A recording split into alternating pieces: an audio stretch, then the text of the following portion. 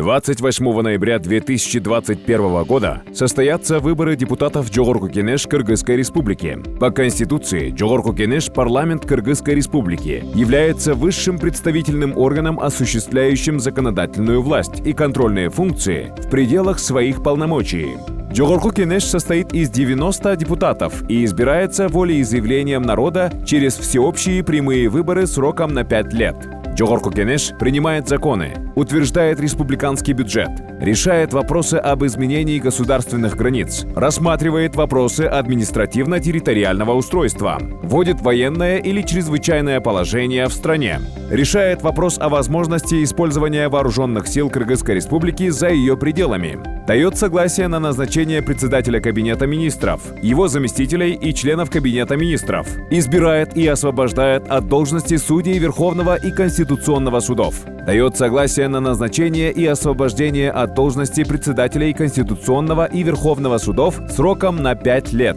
избирает и освобождает от должности председателя Национального банка, членов Счетной палаты, членов Центральной комиссии по выборам и проведению референдумов, избирает и освобождает от должности акыкатчы и его заместителей, ежегодно заслушивает послания президента и отчета Кабинета министров об исполнении республиканского бюджета, отчеты генерального прокурора, председателей Национального банка, Счетной палаты, доклады председателя Центральной комиссии по выборам и проведению референдумов и акыкатчы, назначает выборы президента. Выбирая достойных, выбираем стабильный Кыргызстан.